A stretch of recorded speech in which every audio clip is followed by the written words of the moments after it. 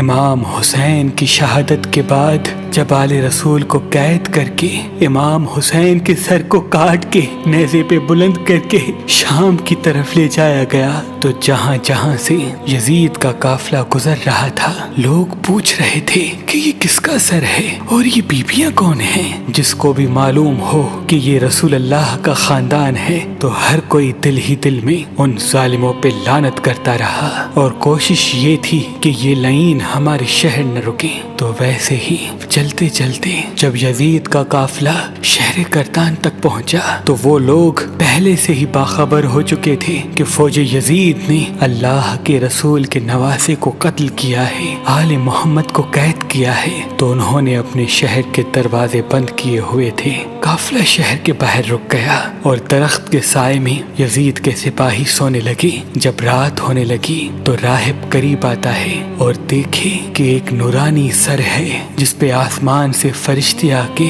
سلام کر رہے ہیں اور وہ سر قرآن کی تلاوت کر رہا ہے۔ جیسے ہی واپس اپنے گھر جائے پوری رات سوچنے لگا کہ یہ کسی مقدس ہستی کا سر ہے۔ بس فوراً صبح آ کے سپاہیوں سے پوچھنے لگا کہ یہ کس ہستی کا سر ہے۔ فوج یزید نے کہا کہ یہ حسین ابن علی کا سر ہے۔ تو اس نے پوچھا کون حسین؟ اتنے میں شمر کہنے لگا حسین فاطمہ کا بیٹا، محمد کا نواسا۔ وہ چیخ کے زمین پہ بیٹھ گیا اور کہنے لگا کتنے بدبخت ہو، اپنے رسول کے نواسے کو ہی قتل کر دیا، اور یہ عورتیں کون ہیں؟ شمر کہنے لگا یہ رسول اللہ کی نواسیاں ہیں، بیٹیاں ہیں۔ وہ رو رو کے کہنے لگا اے شمر مجھے اس مقدس سر کو ایک رات کے لیے دے دو۔ شمر کہنے لگا یہ قافلہ شام جا کے رکے گا کیونکہ ہمیں یزید سے بہت بڑا انعام ملنا ہے۔ راہب نے کہا میرے پاس 10,000 درہم ہے، اگر ایک رات کے لیے سر دے دو تو وہ میں تمہیں دے دوں گا۔ سب آپس میں صلاح مشورہ کرنے کے بعد اس بات تک آ پہنچے کہ ایک رات اور رکتے ہیں۔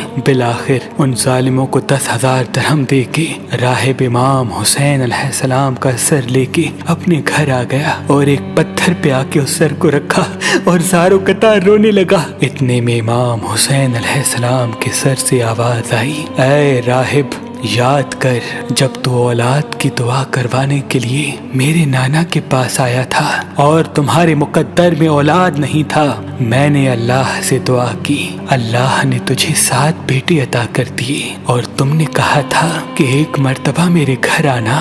اے راہب آج میں حسین تیرے گھر آ ہی گیا۔ بس جیسے ہی امام حسین کے سر سے یہ آواز سنی راہب زور زور سے رونے لگا اور کہنے لگا اے میرے آقا حسین مجھے معاف کیجیے گا، اگر مجھے معلوم ہوتا تو میں بھی آپ کے قدموں پہ قربان ہوتا۔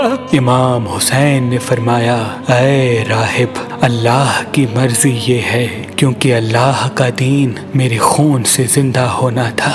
پوری رات وہ مولا حسین کے سر سے گفتگو کرنے لگا۔ جب صبح کا وقت قریب آیا تو راہب نے سوچا کہ میں مولا حسین کا سر واپس کیسے کروں۔ تاریخ نے لکھا وہ جو 7 بیٹے امام حسین کی دعا سے ملے تھے ان میں سے ایک بیٹے کا سر قلم کر کے شمر کے پاس لے گیا۔ شمر نے جیسے ہی سر کھول کے دیکھا تو کہنے لگا یہ حسین کا سر نہیں۔ وہ واپس آیا، دوسرے بیٹے کا سر قلم کیا، انہوں نے وہ دیکھا، پھر کہا یہ حسین کا سر نہیں۔ ایسے کرتے کرتے راہب نے امام حسین کے عشق میں اپنے 7 بیٹے قربان کر دیے۔ جب آخری بیٹے کا سر شمر نے دیکھ کے یہ کہہ دیا کہ اے راہب تو وعدہ خلافی کر رہا ہے، اگر حسین کا سر نہیں دیا تو ہم تیرے پورے خاندان کو قتل کر دیں گے۔ بس جیسے ہی واپس اپنے گھر پہنچا تو امام حسین کے سر سے آواز آنے لگی اے راہب اپنے سارے بیٹوں کے سر ان کے جسم کے ساتھ رکھو، اللہ کے کرم سے